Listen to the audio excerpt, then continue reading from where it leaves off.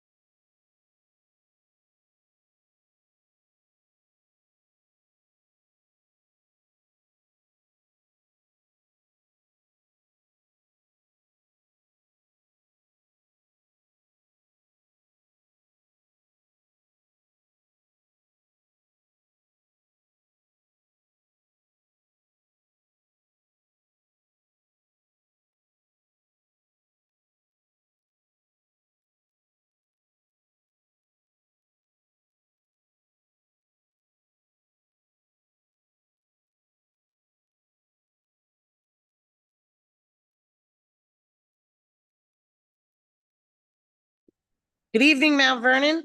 Today is October 7th, 2024. I want to welcome you to the Mount Vernon City Council working meeting. Just a few things to start off with. Please look at your cell phones. Please turn the volume off. If you do receive a phone call, please remove yourself from council chambers to receive it. We have an exit in the rear of the room, an exit in the front of the room to your right. There is an emergency staircase to the right of the rear exit, a ladies' room right outside the door, a men's room by the rotunda stairs, and an alternate exit by the rotunda stairs.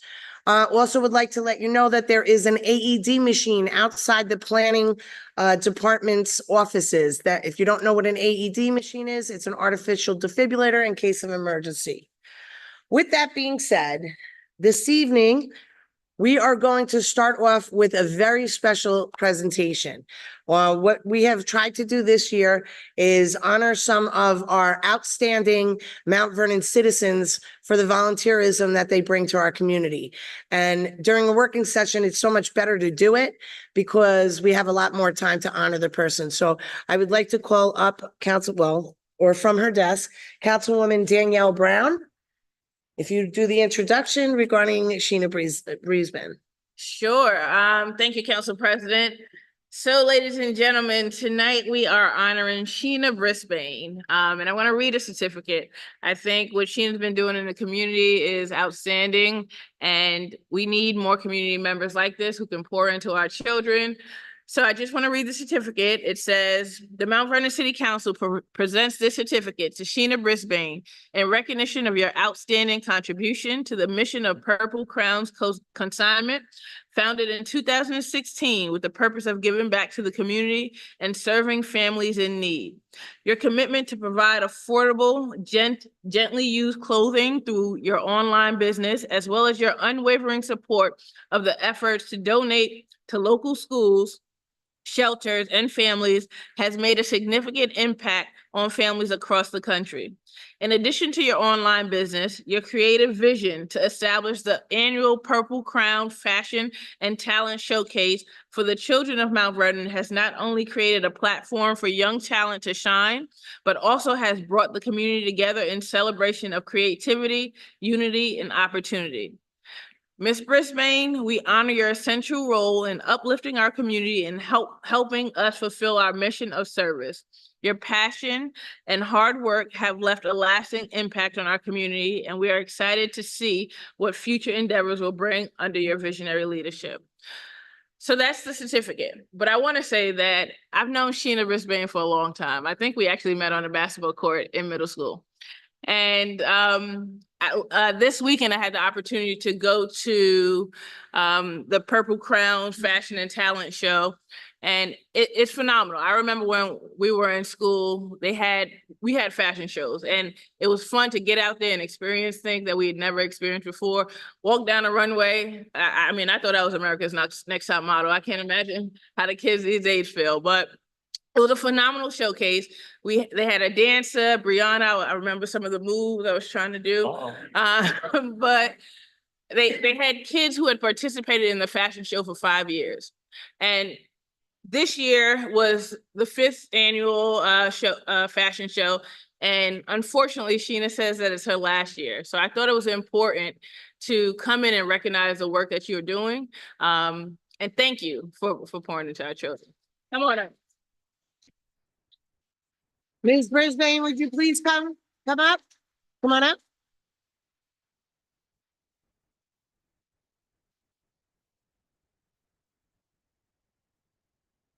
Thank you.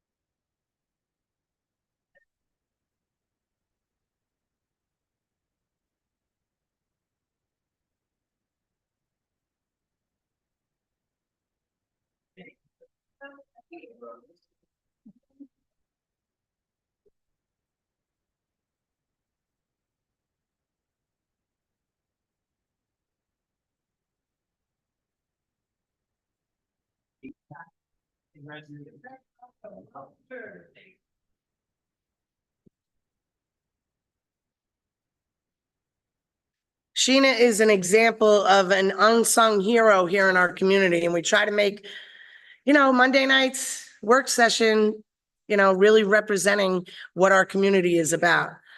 With that being said, we are going to go right into the tally sheet. LPW, Councilwoman Brown. So Council President, thank you for the recognition. Since we have our illustrious Commissioner of Department of Public Works here tonight, would you mind if we brought him up first? Yes, and Commissioner, when you come up, can you give an introduction to our new Assistant Commissioner or Deputy Commissioner, whatever the proper title is?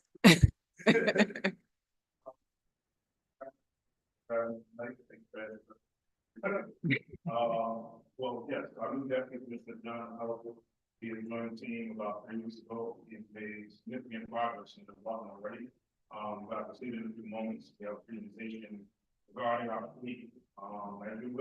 Everyone knows, the fleet has been aging for quite some time now. You've probably seen it on the news. We've had several large trucks fail out there in the services. We are running snow season as well too, so there's a dire need to revitalize our fleet. So we do have a presentation tonight where Deputy Commissioner Kovic will go through kind of how we got to this point, brief history on the department fleet, the current status of the fleet, and current acquisition that we're looking to move forward with tonight, as well as introduce some policies and protocols going forward, so we don't ever run into this situation again. And building out a great system of the Department of Public Works, which will ultimately benefit the city.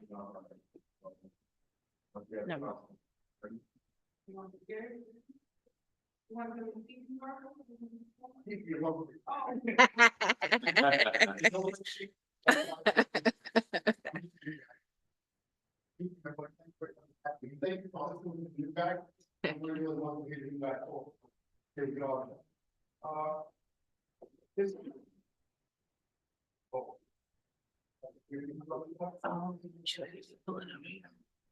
something near and dear to my heart. As we go through these slides, I'd like to impress upon you 2 different things, not just numbers and not just slides.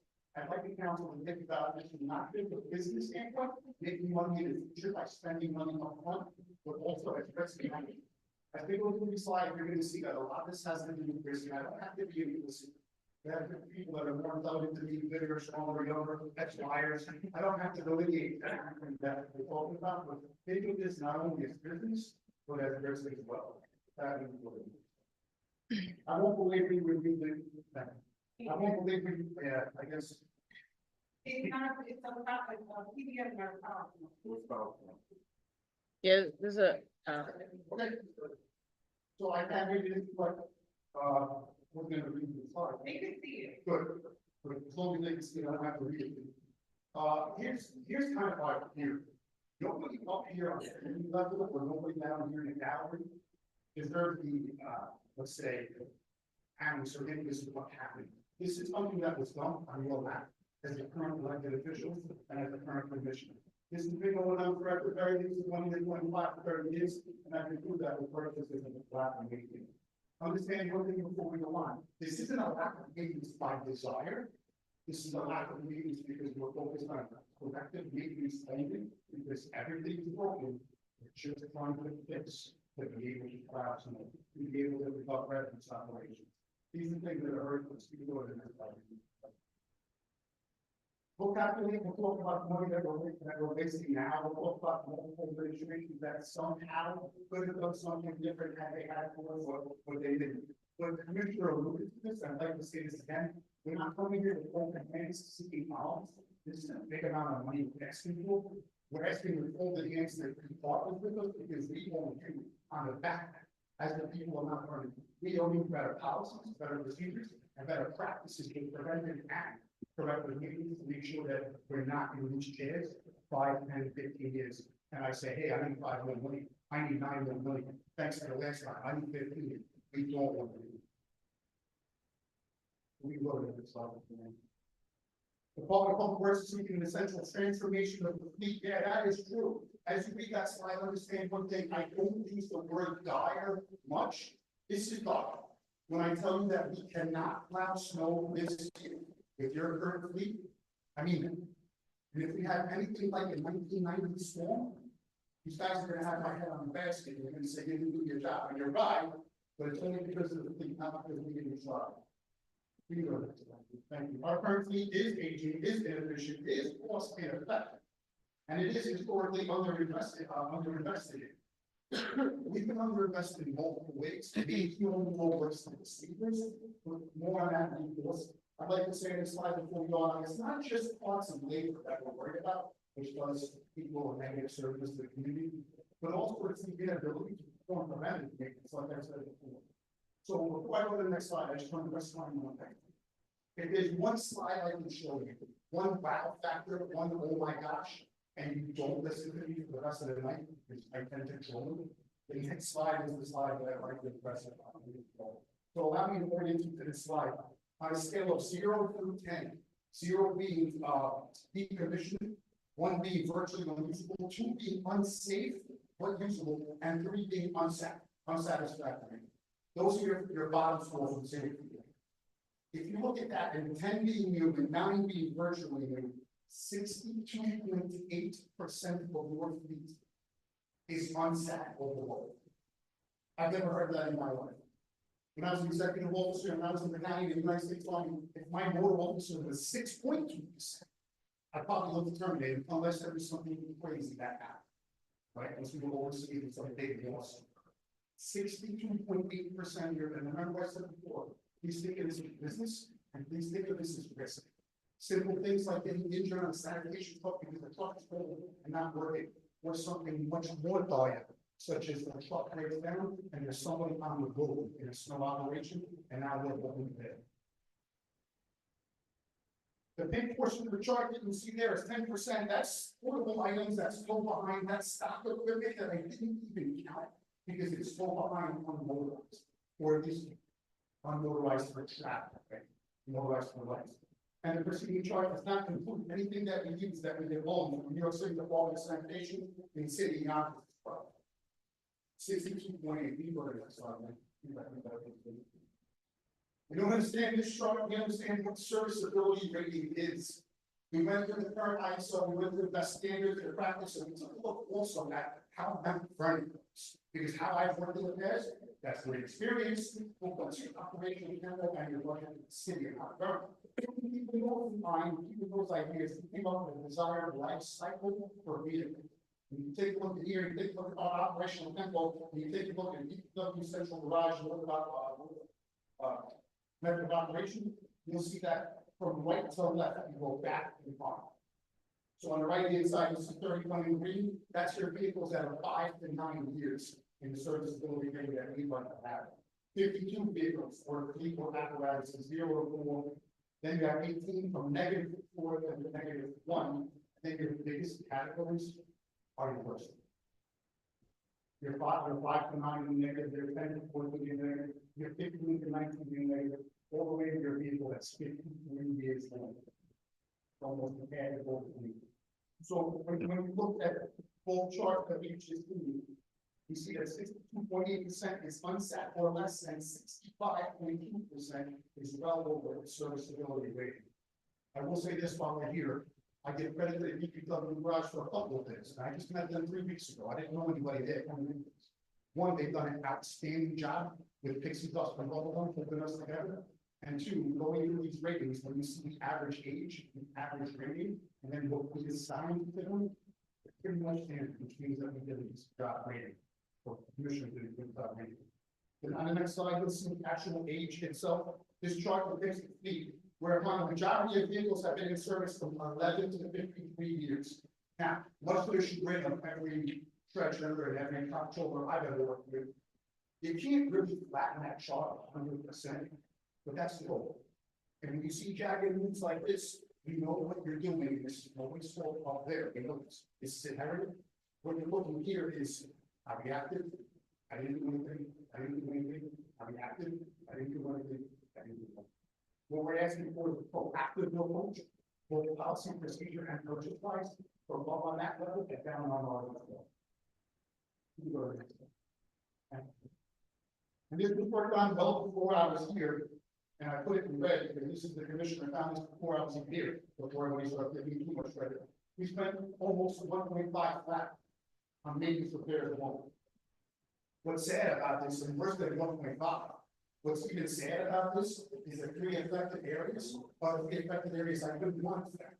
It's snow fleet, sweet streets, and refuse trucks.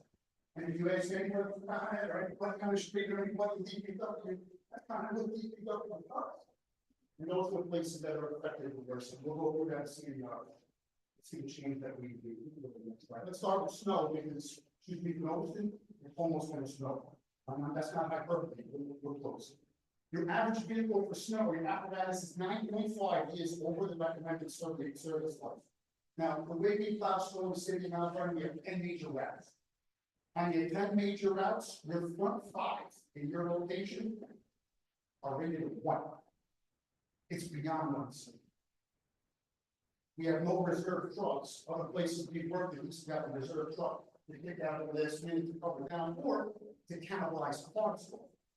Don't even have that. So what does it mean? Besides this management, let's say truck, got a bit of problem with the community. It means that we send big trucks out. And then we have to send many trucks behind it. Because the big truck breaks, and thank goodness nobody's been hurt.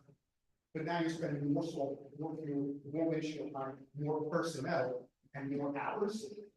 And we're still not giving the level of service that you all want to give to the city of Mount Vernon. And of course, we'll do this in the engineer, I have some God forbid. We look at this one. The average per year is 16.5, and like I said, there's trucks that can't fulfill their obligation. I have one truck, 115, that won't go up there. I have 117 that can't even plow its own route. When you put salt in the capacity, because it's too low. Thank you. So I took the 3-year man hours on the 1 rated trucks. Remember, it's among the worst. But those are also in your front 5. It's not reserved.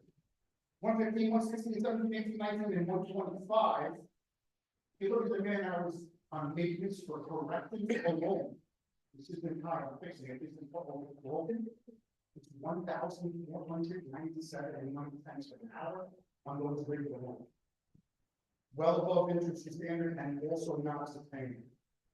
Obviously, for snow trucks, we need one. That's why we're here. That's why. Sweepers are just kind of the same, but sweepers are a little bit different. I'll tell you why. Bear with me. I know it's taking a while. Maybe the latitude is the new guy. Once upon a time in 2021, we decided to go a different route with sweepers. 90% of the reason we went that route was funds. We said these are X percent or X amount lower than the sweepers we know we're working, and that's come back to bite us. It's come back to bite us, not just with a lower quality, because it doesn't really fit. You see the amount running in the sweepers that we put, but they broke down faster, not because of a lot of babies on this. They broke down faster, they broke down worse, so they're forced to do it. More on that, our functional fleet is currently rated at 6. You're gonna see, I think it's 2 slides. The first slide here depicts your current condition rating. Like I said, having 3 in a row, that's 0, having 1 and another, that's rated 1. It's pretty much going to use the word abysmal, unfortunately, for us. And then your front 4 that are doing the majority of the work that aren't really the right fit for Mount Vernon are 6. The next slide actually depicts something as well, and it's somewhat disheartening. If you take a look at the next slide. Thank you, man. No, it's good. If you take a look at the next slide, this is your most recent. The ones that we thought we're going to save today, back to the by saving a lot of money, have ended up costing us more on maintenance. We have one that we have to spend $25,400 for the base system. We're not even sure that's going to fix it. The vendor doesn't know, we don't know, commissioner, you can get up. Commissioner, not know. So the 2021, 2023 numbers were staggering. Like I said, not only are they not quite fit, but the cost of them is not time. Snow trucks, we have an issue. Sweeper trucks, we have an issue. But refuse trucks, we're gonna get to right now. What we're gonna get to right now is probably among the worst as well. Because when we reached Madam Mayor, this, she said, well, gentlemen, you want to say something? She said, at least we're doing maintenance, I hear what you're saying. At least we're doing maintenance on the new trash trucks that we have. No, Madam Mayor, we're not the way you want it. Here's why. We don't have enough in the fleet to actually operate. So we have multiple crews wasting time and money, standing around waiting. So let's just say the commissioner goes out on his route, I have my men, I have my route, I'm ready to go, I don't have a truck. I would love to stand here and say, we tell them people, don't worry, stay right there, we'll take care of it, make sure we conduct the proper 10 level PMCS, but we don't. We don't. We're trying to take care of the city, get people on the road, make sure we pick up all these complaints and all our routes, and we're behind. So that truck comes back, sands without. Sands PMCS and proper maintenance, and it gets kicked right back on the road to the next group that are standing there waiting to fight. Like you see there in both places, the average condition for our refuse truck is 3. On the next slide, there's going to be 3 slides in a row. I'll take you through. That will show you. Everybody wants to go home. You must listen to me. The next 3 slides will show you the condition ratings. We can go pretty quickly. Here's the current serviceability and the current rating. You can see there. You can see the next slide as well. Let me take you through the next 3. What you'll see is a couple of meetings, a couple of segments, and everything else is official. Over the course of 3.5 years, and I'll tell you the truth on this one, I selected 9 rigs at random. This wasn't some type of drill down study by a smart man. No, this was an idiot taking 9 trucks from random. And I looked at over the course of 3.5 years, not every truck that even lasted 3.5 years. And here's the staggering amount of maintenance between them. Truck 13, 9, 10, 12, 11, 15, 17, 18, and 16. 3,683 3 hours. I'm just correcting maintenance to those rates. Obviously, that's not real effective. Obviously, we're going to more than that. Baseline, we cannot fulfill the obligations and functions for the people if they are not learned that way. We know the result. Come on. Then, bearing in mind, 62.8% of the fleet is unsacked or worse. Bearing in mind, 65.2 is well over serviceability, and 66 is more than 11 years old. It comes to a problem. It comes to a real problem. Like I said before, we come here with an actual solution as well. If the people of the city of Mount Vernon decide to pass this and give us this on the front end, on the back end, we owe you better maintenance, better policy, better procedure. Not just from a maintenance standpoint, which I have, but procurement as well. And for procurement and for, I'll take care of maintenance and for procurement and for funds. We can skip the rest of the slide. I know they will, and I'll turn it back over to the commissioner. That's going to be the highlight that shows how we fund it and what we're going to do going forward. Thank you very much, not just for how you received me in the city of Mount Vernon, but for taking your time to go. Thank you. Thank you so much, Deputy Commissioner. We greatly appreciate it. I actually have a lot of questions, but I will start. Unless you want to say something, would you like to say something, Commissioner? Oh, I think it's been in 3 weeks now, and that was a lot of research that went into that, a lot of data confirmation. Thank you to the team as well. Financial department was involved, there was a lot of research that went into it. Now, as you guys can see, it's not a one, it's a week, right?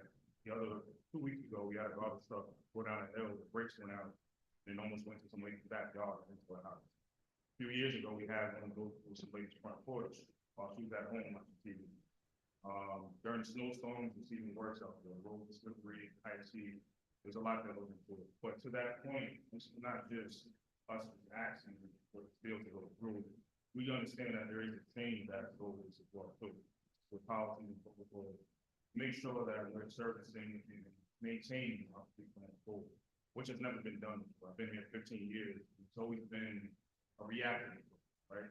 Something breaks, all right, we're going to put a band-aid on and fix it. I was here one year when I seen them literally do a paint job on some snow truck, say, hey, we're done. We can't do that. we're at a pivotal point, a critical point. We have to start investing in the future and going forward on an annual basis, every 5 to 7 years, it should be rotating the trucks out. Every other city in Westchester County does it, it's a normal practice. Mount Vernon has always taken advantage of growth, and we can't do that anymore. I'll start with, Councilman Potteet and then Councilwoman Brown.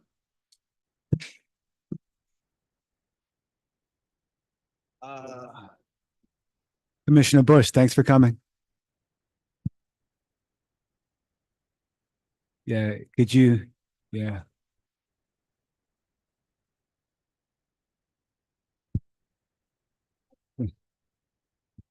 Got you. I apologize for my ignorance, but what's the ask? So, the ask is, we have a piece of legislation that's going on, that you guys are voting on. We were able to find a company that was willing to work with us. They're called NCL Government Capital. They're a financial company. They've been working primarily with our controller's office to put this deal together. So there's a list of trucks and equipment that totals up to $4.9 million. I know it seems like a lot, but the average garbage truck was about $300,000. So you take that into account of what we're asking for. It's meaningful. And on that list, just to kind of give you guys some context, there's 5 snow trucks, 2 sweepers, 4 garbage trucks. We also have our grapple truck and tripper truck for our park department, which is led by our tree surgeon, Vincent DeVito. We have our new flusher truck that we need for our sewer division. We also have some vans for our highway maintenance and traffic department. I don't know if you guys have seen it, but our traffic fleet, last year they were riding around in a used ambulance because we didn't have enough vehicles to move them around. So they desperately need it as well too. We also have a bucket truck for our parks operations and traffic maintenance, and our supervisor vehicles, we're going to be switching them out. This is not just so they can get brand new vehicles. Right now, they're using Ford F-150s. So the idea is to get them standard SUVs and take those 150s with the dump bodies on them and transfer them back into the fleet so we can use them in our highway department. And so the ask is for $4.9 million to complete this deal. It requires a $100,000 down payment from our ARPA funds, with the remaining being financed over a 7-year period. We did brief the mayor and the controller about a week ago about this deal. We showed them all the financial reporting about it. They are in agreement with it, and I think it goes back to the point about mitigating the risk right now. It's a big risk having these trucks out there on the road, knowing that we gotta get some new ones in the fleet. Councilwoman Brown? Thank you. That was really good. I hope somebody can cut this and give us a share with some of our departments. That presentation was engaging. It was long, but it was engaging. And it was, it's helpful. And it's really a breath of fresh air, because I think this is not only our issue with DPW vehicles, it is our issue citywide, right? And I'm talking not just vehicles, but buildings, et cetera. And I'm really hoping that you have the time in the next 3 weeks to figure out what we're going to do with the buildings, right? Since you got a head start. But I do have some questions. So as the fleet manager, I'm concerned that this plan only addresses DPW vehicles, right? How do we address the other vehicles that are in other departments and who suffer from the same issues of lack of maintenance? For example, in our vehicle use policy that's proposed in the employee handbook, it's the same one that I'd had issues with prior, and there's no maintenance schedule. So no one is required to bring it in to make sure it doesn't break down or anything like that. How do we address that as well? So that does go to us moving forward. Right now, we are doing a system called Manager Plus, which operates systematic maintenance of all of our vehicles. For years, other departments haven't been in that system. So that is one of the things that we're going to start going forward.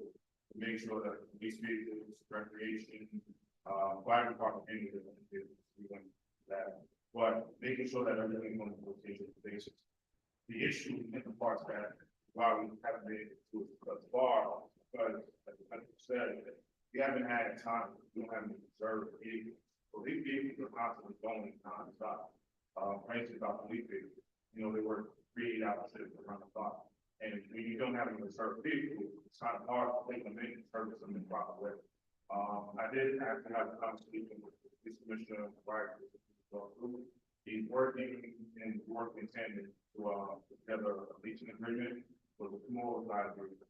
So the majority of the vehicles on this list is for heavy equipment that we need DPW, but in terms of the small vehicles, it will be more joint unified approach for all of them. Okay, and you're heading that approach up.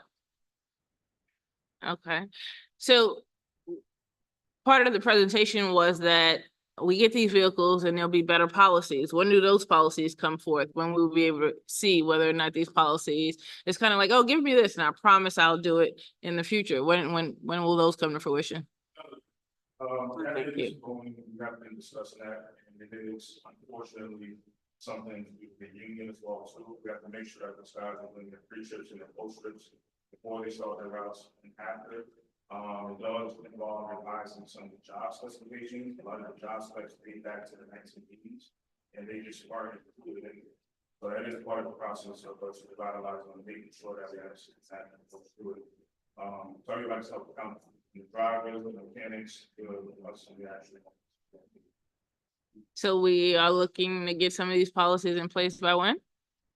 January 1st, and that's really the goal. It does take a little time because it's very serious, and we want to make sure that we kind of cover everything. So a lot of times, there's been knee-jerk reactions in the past. I mean, if we get something and have to come back and change it, we want to make sure that it all lines up, so we cover all bases.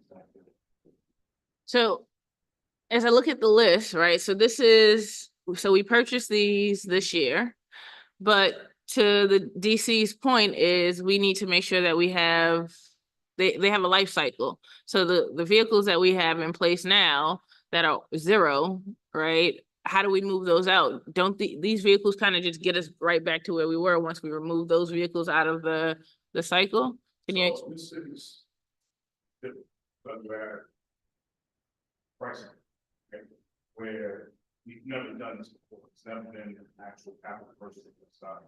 So to that point, yes, it is going forward to start transitioning those vehicles out one by one, as opposed to having one bulk vehicle. So years going forward, instead of buying 8 garbage trucks at one time, we buy 1, 2, and then start putting them into the fleet recycling. So this is not just a one-time thing in terms of revitalizing the fleet, but in terms of this big capital purchase, this is going to get us moving in the right direction. So this is, sorry, may I continue? Council President, all right. So this is, this year. So this is budget season, right? Are we already working with the comptroller's office to develop that capital budget to continuously make these purchases every year? And is something reflective in your budget that you submitted so that it can be in next year's budget? Yeah. Sure. I mean, Council President, may we? Yeah, well, I wanted him to come up anyway because I'm confused on how this pay structure is, so.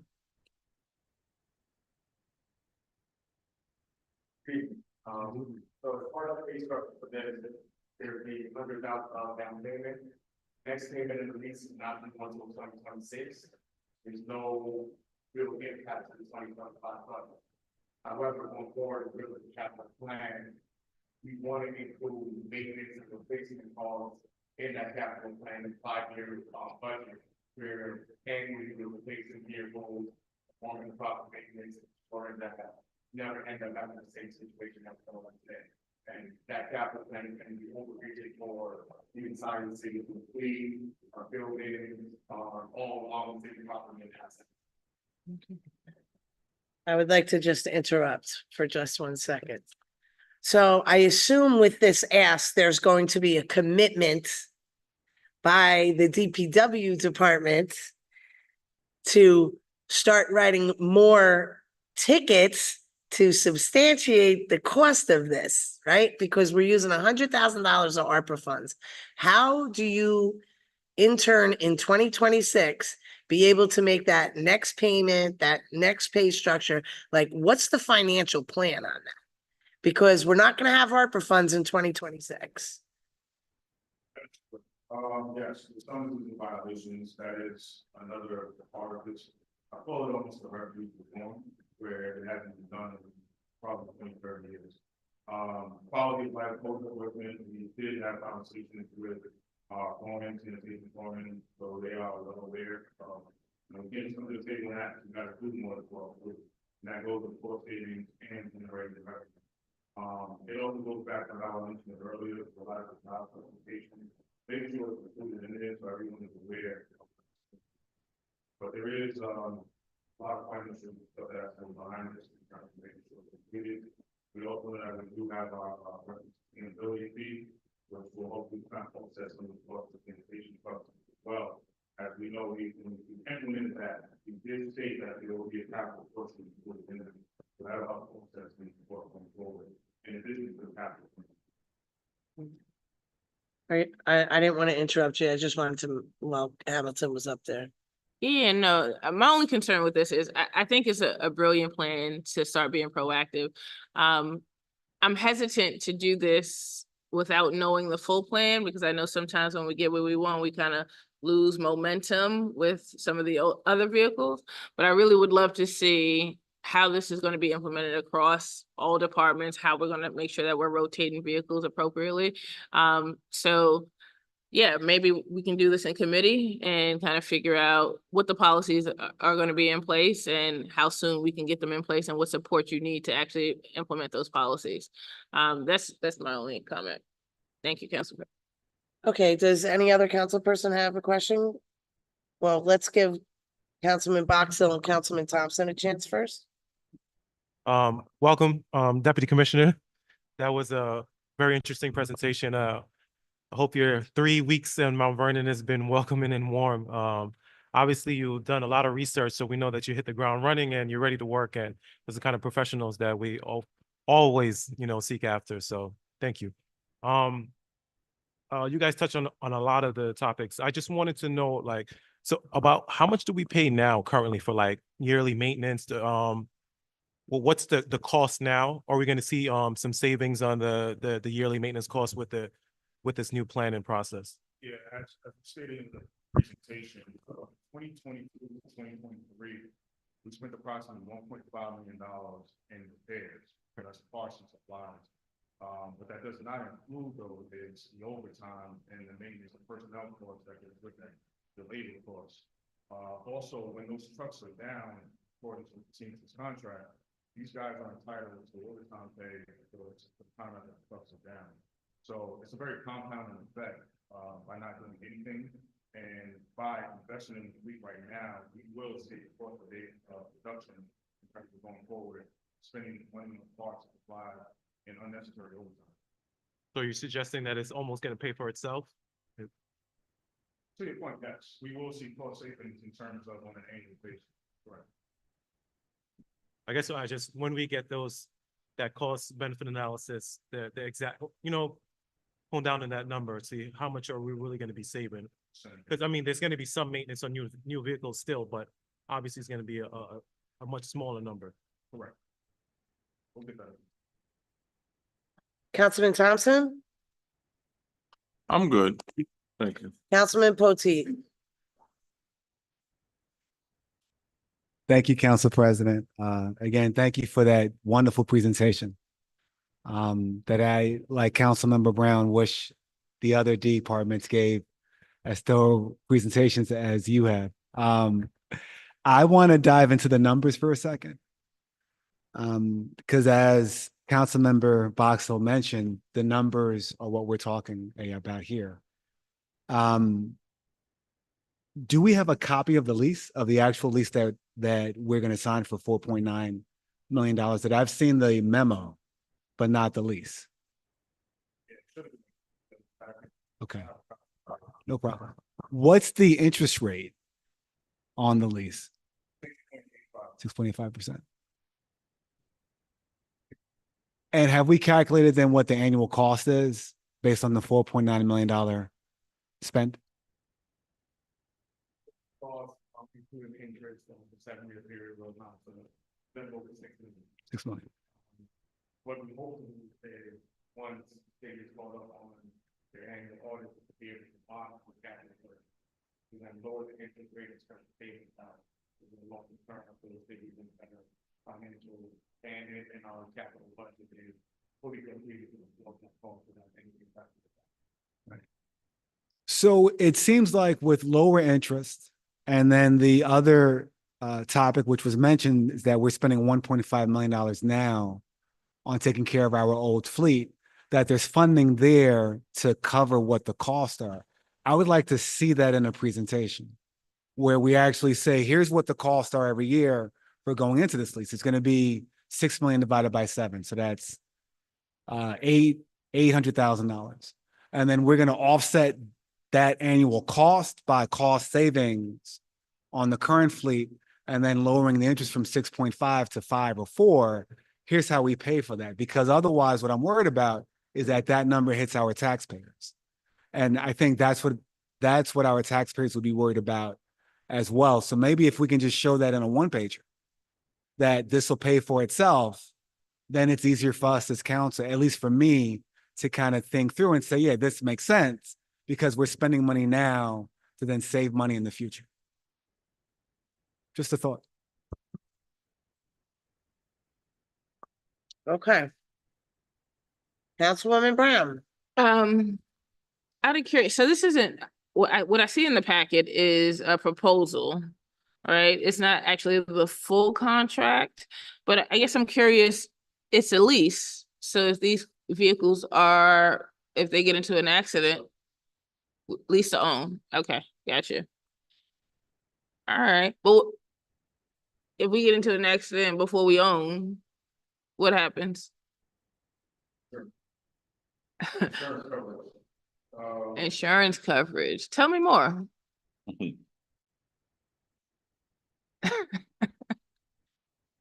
Hopefully we'll get to that point, but, sorry, right, that conversation has to happen with our legal department. Okay. I will touch base with them in a few months. Yeah, and to that point, I put in a request to DPW to figure out how many vehicles have been in car accidents from 2020 to Yeah. present. Awesome. Thank you. All right, now I go. Mine is more technical. So, a lot of our fleet are Mack trucks. And I see that you put in for Peterbilt's. How come we're making that change? I mean, I personally like a Peterbilt, but I thought that the Mack was better short, like with what we're doing here in the city, but I could be wrong. Even the, sensitive trucks that are purchased, both Peterbilt. Okay. All right, and then, I also wanted to know, is the chipper actually gonna be mounted on a truck or it's gonna be on its own trailer? It's a tag along? Yeah. Okay. And the last. Okay, so the last 3 items is mayor's office, comptroller's office, assessor's office. Are those 3 vehicles for those offices? Yeah. Okay.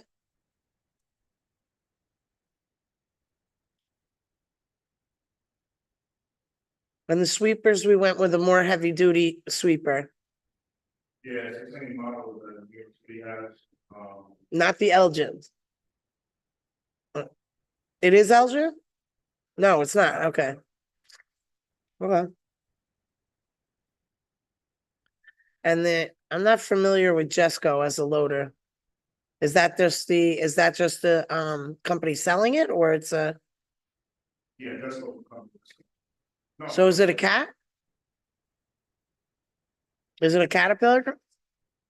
It's what? It's called a Jesco? I've never seen it. All right, I gotta look it up. Okay. And then, like I said earlier, I mean, I think, DPW does a great job throughout the city. I think that sometimes the citizens need to pick up more. The one thing that I would really encourage DPW to do, because this is a huge ask, okay, it's gotta be maintained. We have to start, violating, like, major violators who, I mean, McQuestion Parkway is back to being, a garbage dump with all those trucks over there. We gotta start writing the tickets and violating when people are, really violating the city. So, with that being said, that's all the questions I have. Does anybody else have any additional questions? Go ahead, Councilman Just, Johnson. just one thing, but this will be like a partnership, I guess, with DPW, police and the parking bureau, if you will, when it comes to tickets. Because most residents and other offenders already know that the city closes down at 5. And that's when the street becomes plagued with the different vehicles in and throughout. And if we just ticketed those vehicles, I wish when I drive the city every night, I wish I can hand out tickets because that alone would cost to cover the cost of our fleet. So hopefully we can put a partnership together where there's some sort of staggered scheduling where someone is constantly in rotation, where they're getting people who's blocking people's driveways and parked on streets that are banned from trucks and things parking. So hopefully we can get that on the ball and start rolling in some revenue from that. Any other questions from council? All right, moving on. Thank you, gentlemen. We appreciate it. Welcome, Deputy Commissioner. Yes?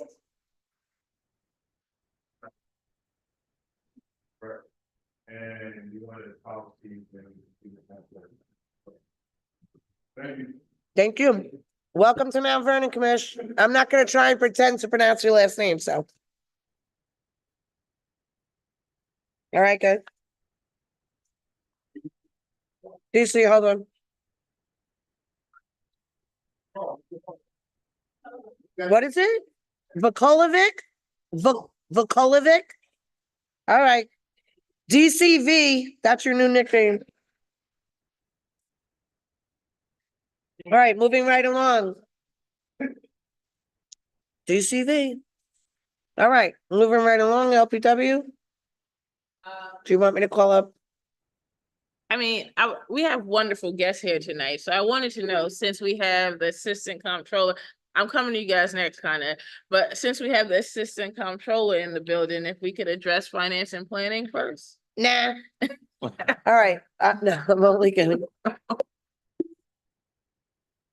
Okay. Deputy Comptroller, would you like to come to the podium? Finance and planning add-on? Good evening. So we wrote a referral letter to ask to go into an agreement with a third-party company around putting assets to work. So as you know, the comptroller attended the GFOA where we partnered with the Putting Assets to Work team, and they've identified, lots of properties that the city owned that can, we could get a return on versus they're just sitting there as is.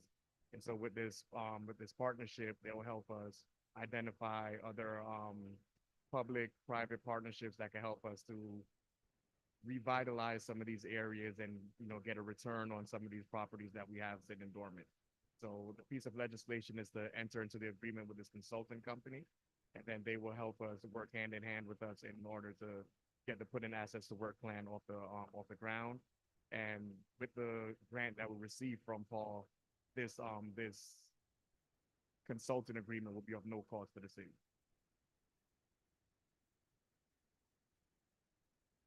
Any questions? Of course, Councilwoman Brown. I'm sorry that I have questions. I thought that was our job. So did we have legislation to receive the grant from Robert Johnson Foundation already? Okay, and it's really a comment. I want to make sure that the legislation reflects that the mayor's entering into the contract as opposed to the comptroller. Yeah, that's the only thing. That was for assistant comptroller. I mean, corporation counsel.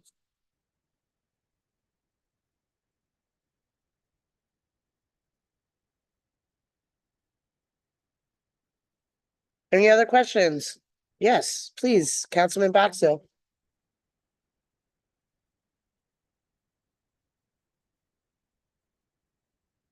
I can get that for you. I don't have it in front of me, but I'll get that to you.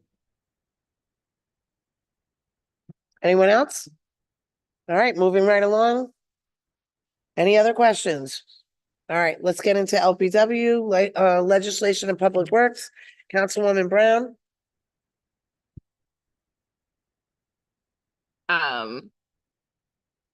Thank you, Council President. Just out of curiosity, I see that we have some representatives from Con Edison here tonight. Did we want to address their legislation? Why not? Thank you, Council President. What number is that one? I have no idea. Hold on. Was it LPW or? Oh, it was under, that's. Oh, item number 19. Item number 19. The IDA is working with Con Edison, an ordinance granting permission to the mayor to enter into an agreement with Consolidated Edison Company to conduct a test borehole for the Thermal Energy Network pilot program at the Doles Recreation Center. I believe DC Bonilla, we had 3 votes. We did not have 4 at the last session. So I believe it was Councilman Boxill who had some questions regarding the safety. So I'm gonna ask one of our Con Ed representatives to come up. And Councilman Boxill, you can ask whatever questions you need to ask that you didn't ask the last 2 times they were here. Okay, thank.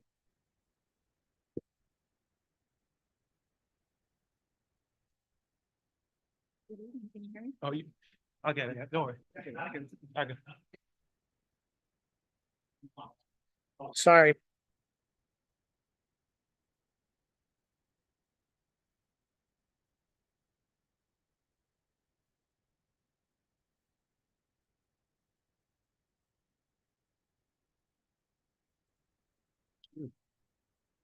So should I repeat my question from last time?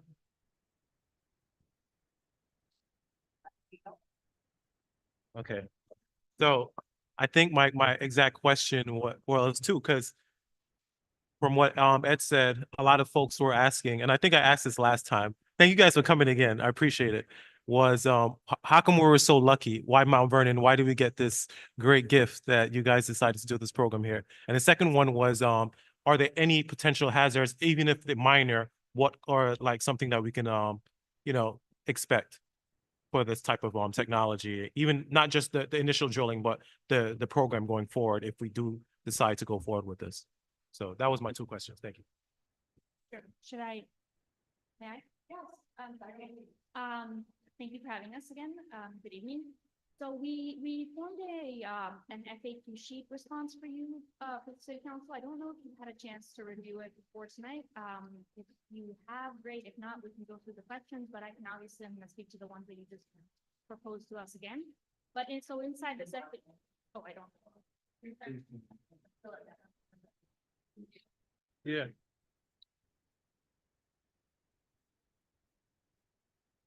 Can you hear me?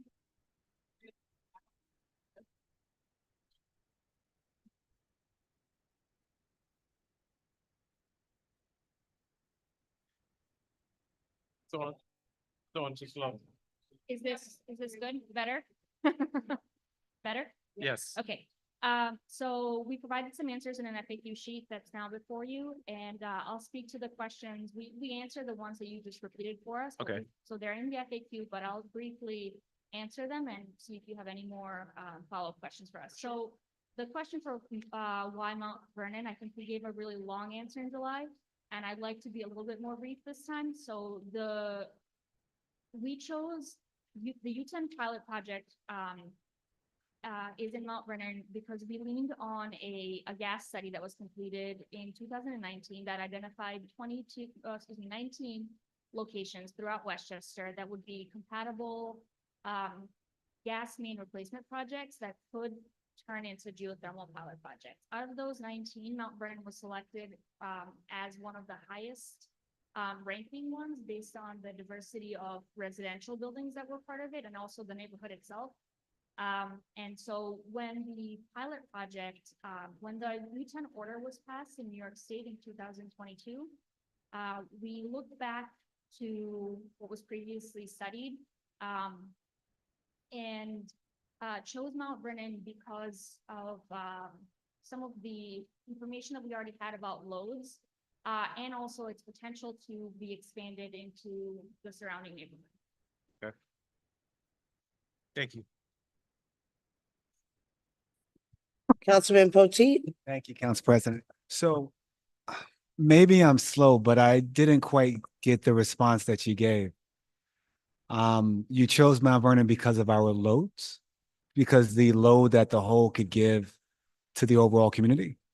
We chose Mount Vernon because we already had some data developed, and part of that data was the loading and the diversity of buildings that are here. And also, if you remember that map of the U-10, which you have on the one pager, the U-10 that's portrayed here, right, exactly. The network can expand north, south, east, west, and we felt that that was a really important part of looking at the U-10. So just curious that there were no other communities where you had data and they had a system that could accommodate this type of setup in your jurisdiction? Not as much information developed as the Mount Vernon. As the Mount Vernon gas pilot project, gas pilot studies. Okay.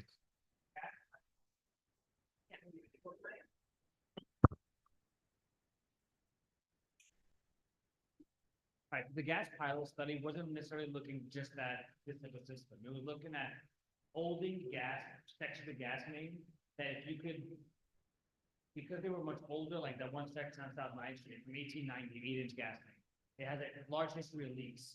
So we hired a company back in 2019, before there was a thermal energy network law that was passed, before there was a study, before I was doing this for a living for kind of,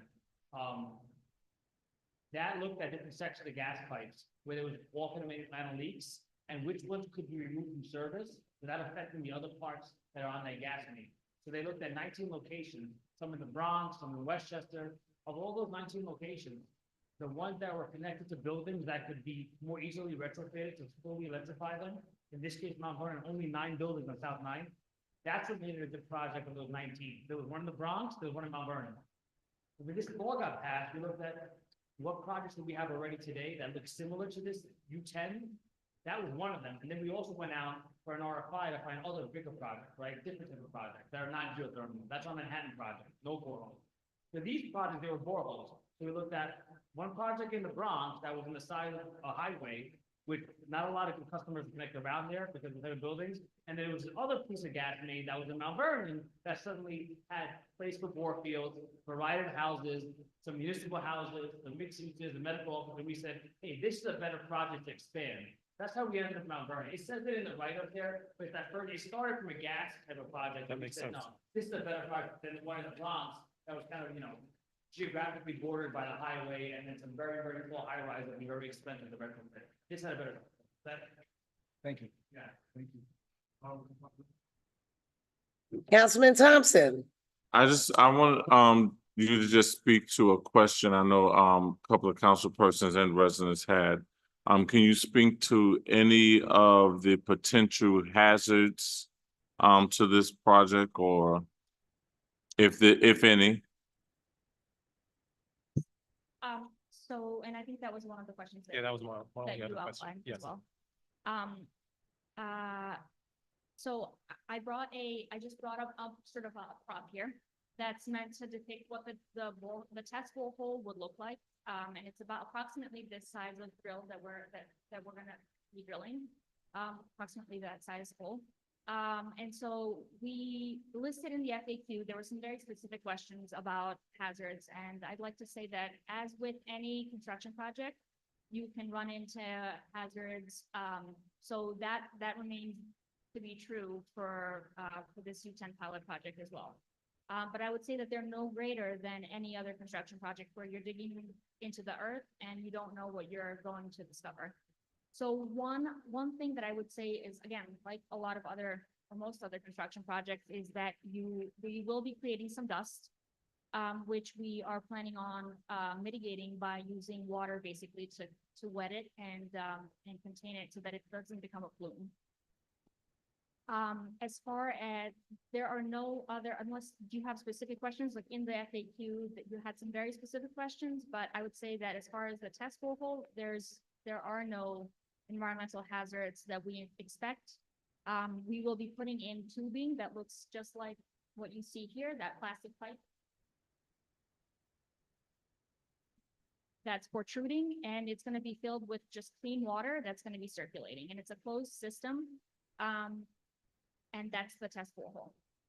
For the overall pilot project, we're gonna be impacting a much greater area, so we're gonna be, as if you could look to that map and see that it's not one test borehole, it's gonna be 3 bore fields.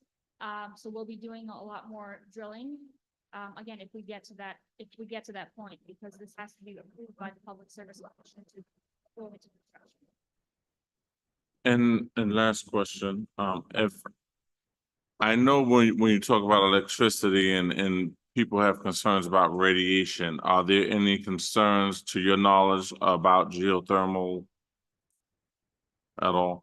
No, there are no real radiation concerns with geothermal. I get. So, thank you. So is there gonna be like an accompanying, like a plant or a building that's a central location where it's gonna be pumping this electricity is gonna be in Mount Vernon, right? Eventually, no, So no electricity is gonna be pumped, the water. okay, Yes, there will be a central pump house. It's gonna be called the Energy Center Building. Yes. And that's gonna house the pumps that are necessary to circulate the fluid in the network. right. And those are, no, like Derek Thompson was saying, no radiation, no, nothing, just, how does those pump sites work? The Energy Center work? Yeah. It's just, it's electrically powered equipment, so it's not nuclear. Okay. It's just like any other piece of equipment that you would plug into the outlet, and they're hydronic pumps they're just pumps that circulate water through the system. It's like they use electricity to function, not nuclear. Sounds very futuristic. Zero emissions, that's right. Because there's not gonna be any gas burning or oil burning on site. It's all gonna be electrically powered equipment and instruments. I was saying, that sounds so futuristic, it sounds really amazing, to be honest. So, all right, well, thank you. That's all the questions I have. Thank you, Madam President. Okay, I have our Director of the IDA, Robin Mack. She is online. Director Mack, did you have something that you would like to add? Indeed. Good evening, everyone. Briefly. So this is related to potential environmental impacts. We, Director Brooks and myself ran this question by our water supply department and our superintendent of water, John Arena. He had some concerns about cross-contamination, possibly with the geothermal project. And in fact, we've had conversation about utilizing a program that is already in place, which is the installation of a backflow preventer device. That is, as I said, it's a program that's already in place, which incorporates a small device being installed that ensures that there isn't any cross-contamination with any of the water, any waste. And so we are and will be working with Con Ed to ensure that those residents that choose to participate in this project do install backflow preventer devices. Okay, does anybody have anything else? Director Mack, thank you so much for taking the time. We appreciate it. Sorry we didn't get to ask you these questions the last time you were here. But if there's no other further questions, anybody? All right, moving right along. Now we're really going to start LPW. Legislation and Public Works, Councilwoman Brown. Thank you, Council President. For the record, I just want to note that I didn't ask any questions that round. So. That is the first, document that. Item number one, I have an ordinance authorizing the payment for the 3-year renewal of Open Gov system contract.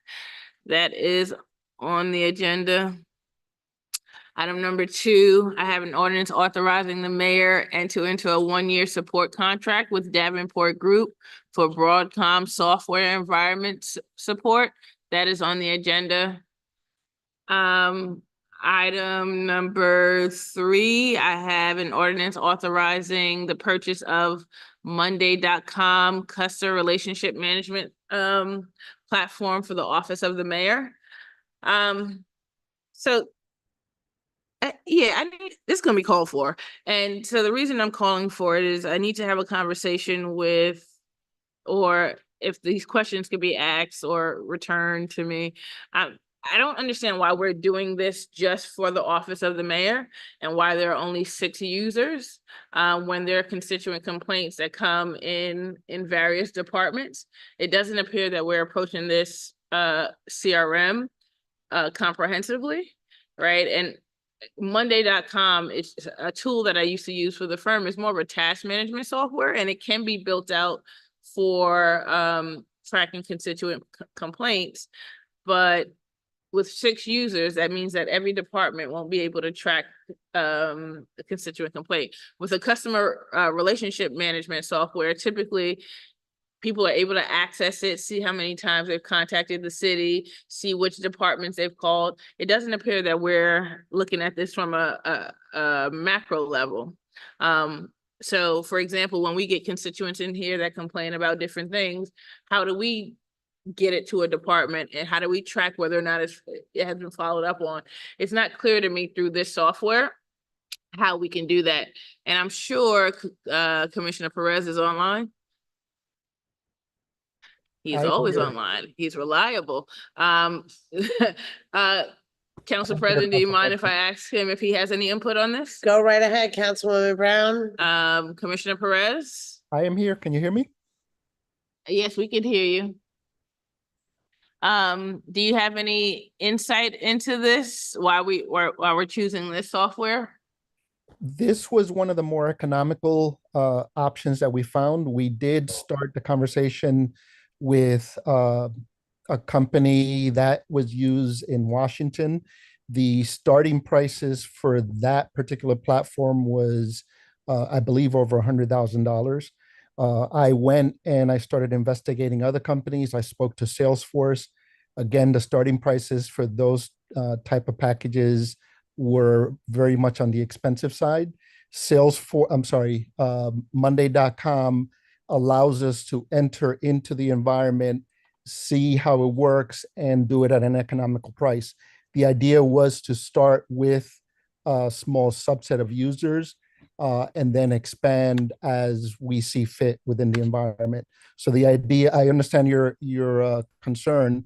It does make sense to obviously have everybody on board all at once, but given the additive cost of having a bunch of users, we felt it was best to start with a subset, make sure that this tool meets the needs, and then we could add departments appropriately.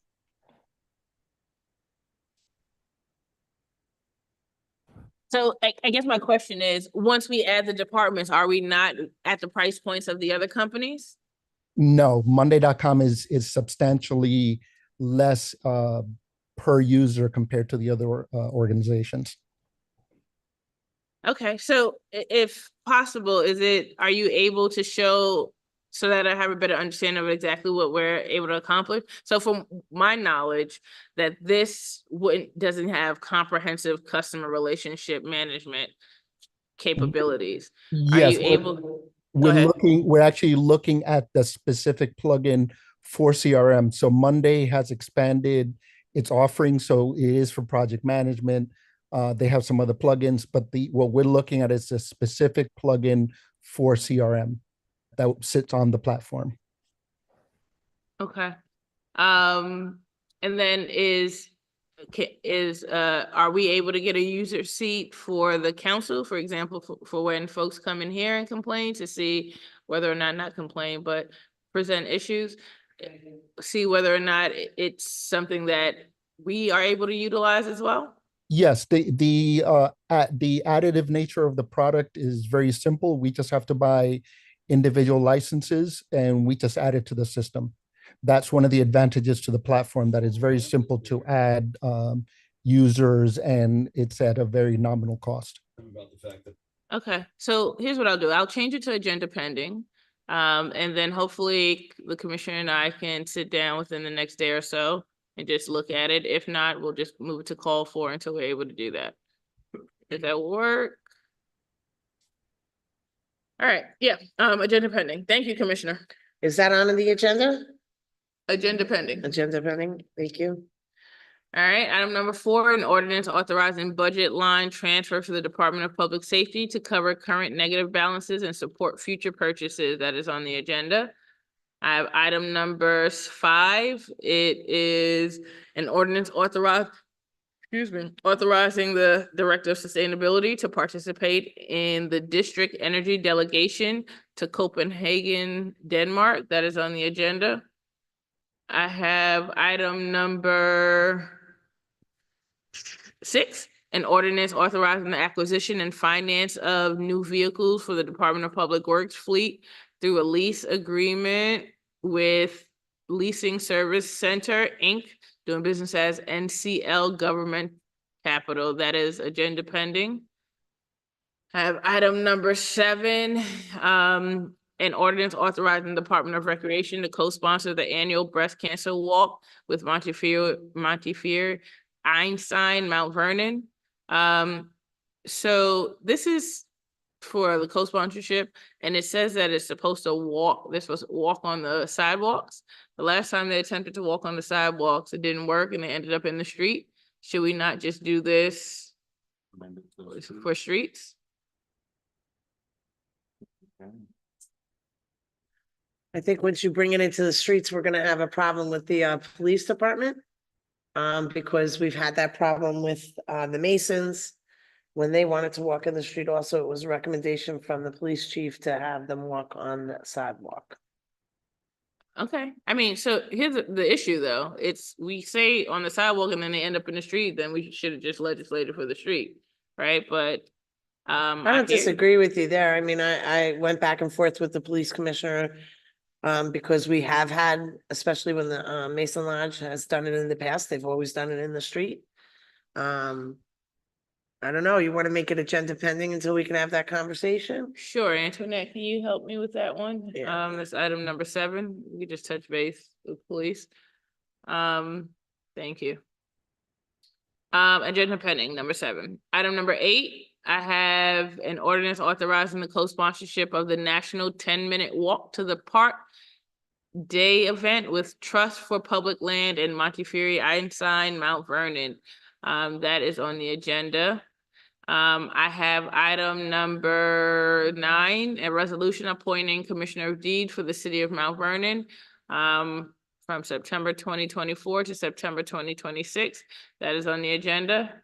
I have item number 10, an ordinance authorizing the renaming of the roundabout located at Lincoln Avenue and Gramerton Avenue in honor of former Mayor Ernest D. Davis.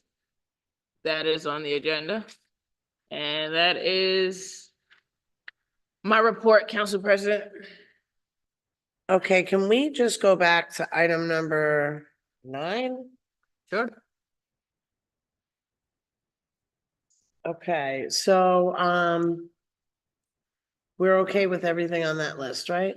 Yeah, so what I did some digging and in Westchester County, as long as the person is a resident of or is doing business or working in Mount Vernon, they can be a commissioner of deeds. So. Okay. All right, no problem. I'm actually gonna abstain from that one because somebody I'm related to is on that list. So. Me too. Yes. Okay. All right, let's move on. Human Resources. Thank you, Madam President. I have item number 11, Department of Human Resources, an ordinance authorizing the adoption of the City of Mount Vernon's first comprehensive employee handbook. That's on the agenda. Assistant Corporation Counsel get to look through that as well? Just to make sure, oh.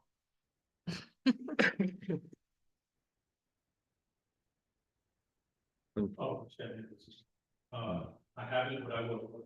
Okay, the original flag. okay. Council President, Press. Mayor? Go right ahead, Councilwoman Brown. So there's a few things. I mean, I would love to talk to Corporation Counsel if we have Labor Counsel that council can speak to about some of the questions about the handbook. So one of the things that I want to point out is formerly there was a vehicle policy that came before council. And one of the issues that I presented then is that we have no maintenance policy, so we just talked about maintenance with DPW today. Another issue that I presented is that there's no defensive driving requirement. And we have a ton of car accidents. I just received a report from PD today or yesterday or recently, where they've had 134 accidents in the last 4 years, right? And I really think that the defensive driving will not only help lower our insurance costs, but make sure that we're adequately training people before they get behind our vehicles. I think there needs to be repercussions in place for people who recklessly drive the vehicles. I've seen numerous people running red lights, right? Parking illegally. I think another thing is we have staff members who take vehicles out on lunch breaks in a different municipality, get a parking ticket, they don't pay the parking tickets, or they go through tolls and they're not on duty, right? So I think there's a few things that we should definitely address in just the vehicle use policy itself. But also I would like to run some of the questions that I have past someone who specializes in labor law to see if some of the things are even possible. So I know in the referral letter, the Commissioner of HR, Commissioner Peters, says that Labor Council reviewed it. And it's, best practices, but I want to know if it's best practices for Mount Vernon, given some of the issues we've had historically. That was a lot. Did that make sense? So is there someone that we can consult with? Can you confirm Corporation Counsel? We may have someone. Okay. All right. Are we ready to move on? Any other questions regarding that one? Nope. Okay, All right, item number 12. From the Department of Recreation, an ordinance authorizing the mayor to retroactively enter into an agreement with Westchester County Office of Senior Programs and Services. That's on the agenda. And I do believe this one just needs a second vote, if I'm not mistaken. You sure? This looks like the one we voted on. I thought the same, and I called in and inquired, and it's something completely different. Okay. All right, so that's on the agenda. If you have any questions on that, I do have the commissioner online. No questions, good. That's on the agenda. Item number 13 from Recreation Department, an ordinance authorizing the transfer of $146,330 from American Rescue Plan funds for the purchase of 3 new vehicles for the Recreation Department. That's on the agenda. Item number 14 from the Recreation Department, an ordinance authorizing a leave of absence for Marcus McCutcheon for 1 year commencing October 9th, 2024. That's on the agenda. Item number 15 from the Recreation Department, an ordinance authorizing the Department of Recreation to sponsor the 8th annual Pumpkin Fest and Carving event. That's on the agenda. Item number 16 from the Youth Bureau, an ordinance authorizing the Mount Vernon Youth Bureau to host the annual National Lights On After School event at City Hall Plaza. That's on the agenda. Item number 17 from the Youth Bureau, an ordinance authorizing the mayor to grant 7 Youth Bureau staff members to attend the 52nd Annual Youth Development Leadership Training Conference from October 22nd to October 24th. That's on the agenda, and that's all I have. Thank you. Council President, Mayor, go right ahead. for item number 13, It says amended. What's the amendment? We have our, commissioner online. If we can bring Commissioner Pickney on.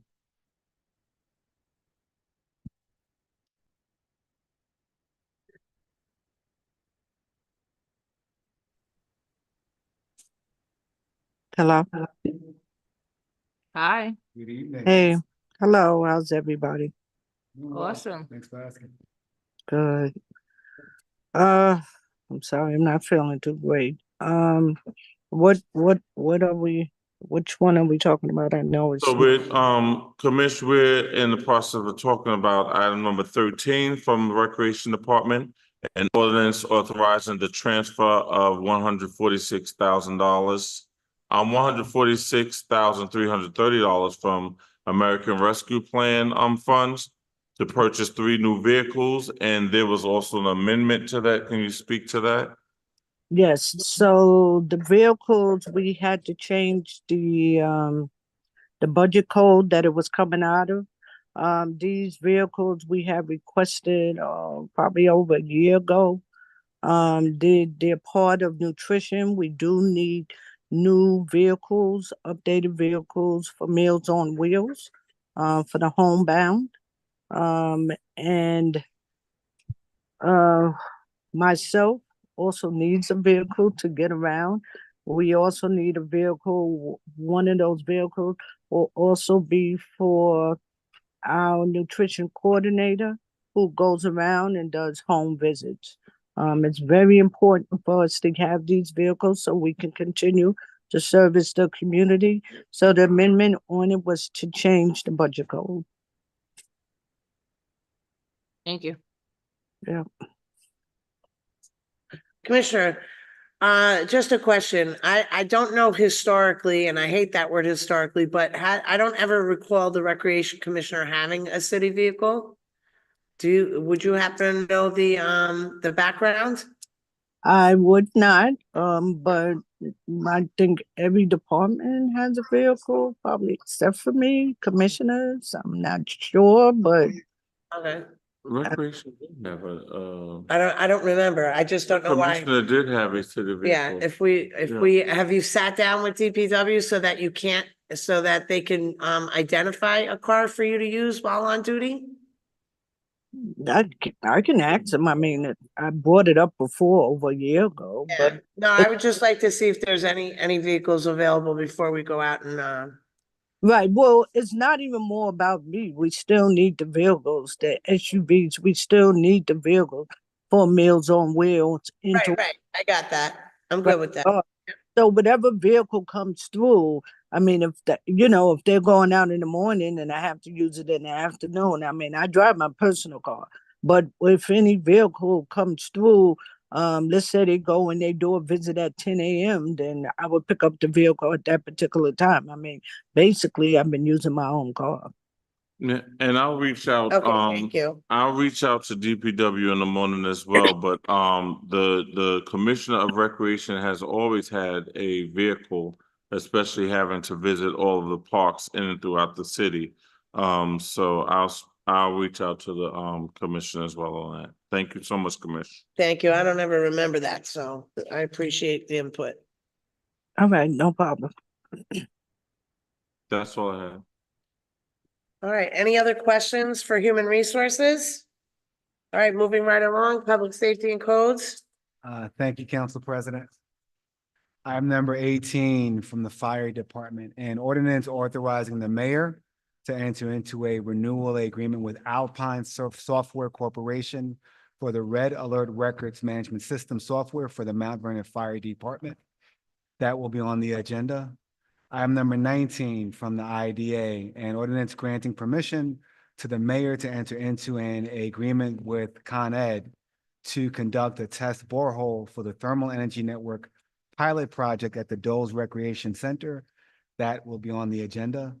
Item number 20 for Management Services, an ordinance authorizing the renewal payment for Microsoft Office 365 contract for the police department will be on the agenda.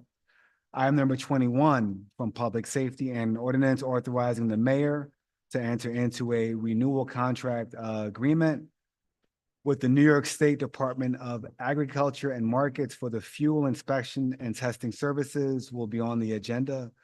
Just to check, was this voted on last meeting or no? Are we looking for a second vote here?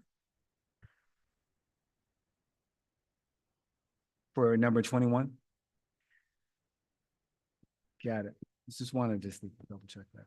Item number 22 from buildings, I'm sorry, item number 22 from public safety. An ordinance authorizing the annual Mount Vernon Police Department to sponsor a trunk or treat event will be on the agenda. Item number 23 from public safety. An ordinance authorizing 2 Department of Public Safety members to attend the Ivory Tower training on November 18th, 2024 will be on the agenda. Item number 24 will be held from Public Safety and ordinance authorizing the transfer of funds for the renewal of Dell Technologies Microsoft 365 licenses. Held. Item 24 will be held.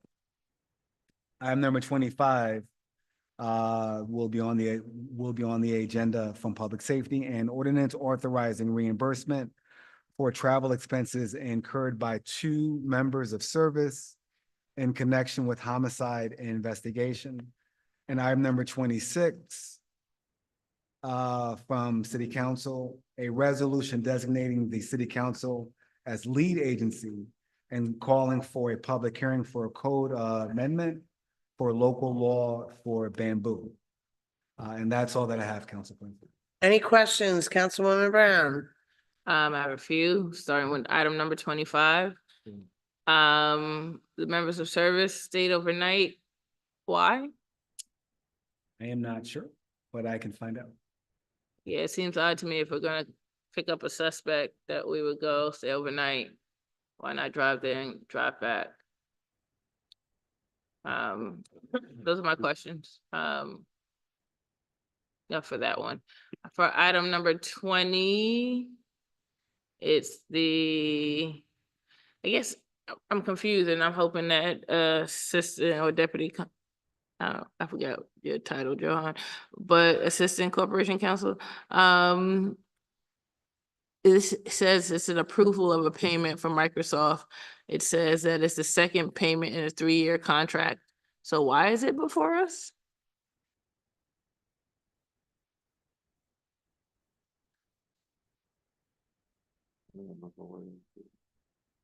Yeah, if we approve the contract for 3 years, then the payment should just be.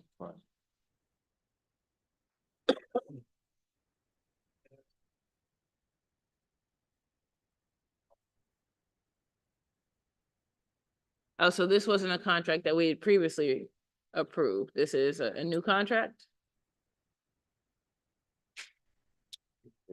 I have Director Perez on the line. Do we want to ask the Director?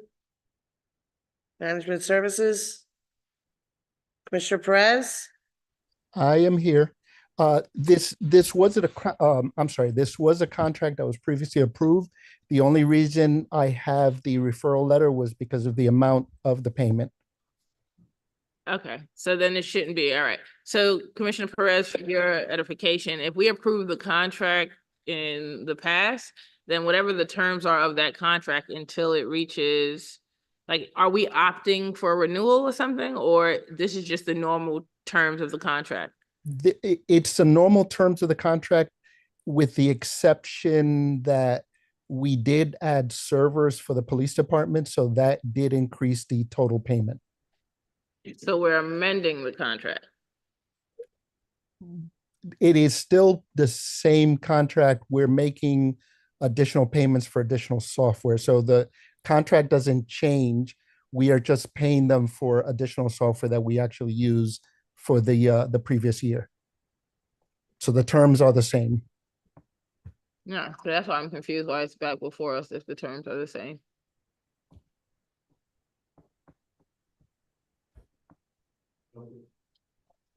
I had just assumed. Are we because of the taking that plan off? We're taking that off completely? So it should just be held. It should go to the finance Okay. department. So let's go back to item number 20. Oh, wait, sorry. Yeah, item number 20 No problem. So let's change that from agenda to being held. It's not necessary to be voted on. It's been voted on previously in the past for a full contract. This is just the second payment. Then my third question is for item number 18. Is this following the procurement policy? This is for the red alert support and maintenance. It looks like this contract expired. So did we go back out to find additional vendors? This software, Commissioner Perez, if you're still on, hasn't been working that great. Is there another reason why we're going with this vendor? This is for the Red Alert software. We are looking to move to the cloud-based solution for them. Is that? Okay, so let me back up. Does this follow the procurement policy? Is this like a? Yeah, I'll stop there. Does it follow procurement policy? I believe it does. I will go back and review it, but as far as I know, we have been following all the procurement policies for this. Okay, and Corporation Counsel, have you reviewed this agreement substantively?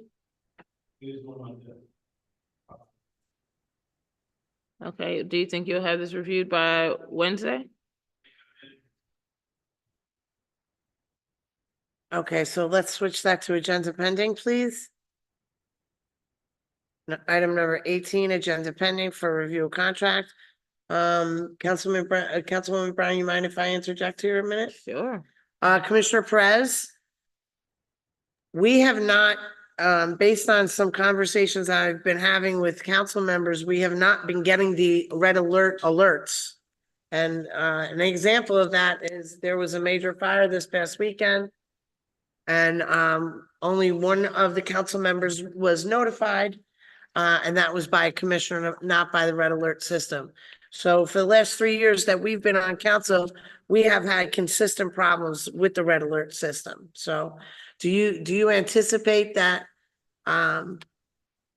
this is the right system to continue on with, or is this, specific to this type of alerting system? I will confer with the fire department to determine that, but from talking to the fire department, this is a system that they say meets their specific needs and their specific requirement. But I will confer with them and make a determination in terms of why the alerts are not going out properly. Yeah, please clarify that, and also clarify if they actually researched to see if there were any other companies that had this type of need or application app. I don't know how else to say it, but anyway, with that being said, thank you so much for Commissioner Perez. We always appreciate that you make yourself accessible to us on a regular basis. And it's refreshing to know that all different departments, when it comes to management services, are going through you at this time. So if there aren't any further, oh, there is one more, the finance and planning add-on. Councilman Boxell. All right, thank you. Office of the Controller and Ordinance authorizing the controller to enter into what we said we're gonna change this, right? It's gonna stay an ordinance authorizing the mayor to enter an agreement with Common Ground Institute for municipal financial advisory services related to asset utilization and development.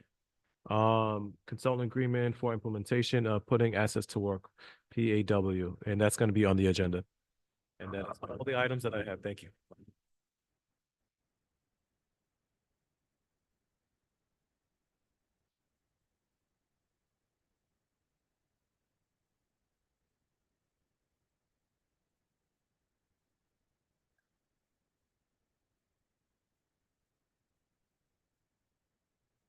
Yes, happy Italian Heritage Month to all the Italians and everyone celebrating. Yes. And also it's Bully Prevention Month, so, do your best to be polite to everyone you come in contact with. DC, do we have any other voter registration events? Okay. We're just gonna have her say something. Anybody else have anything to add? Okay, go right ahead, DC Bonilla. Good evening, everyone. I just want to remind all the residents and anyone listening out there that there's another voter registration happening at City Hall from noon to 9 p.m. And also it will be at the Dole Center from noon to 3 p.m. So please come out and register to vote or come check and make sure you're still registered if you haven't. Or if you have any questions about absentee ballots, et cetera, the county will be here on the 10th at City Hall from noon to 9 p.m. and at the Dole Center on the 10th from noon to 3 p.m. Thank you.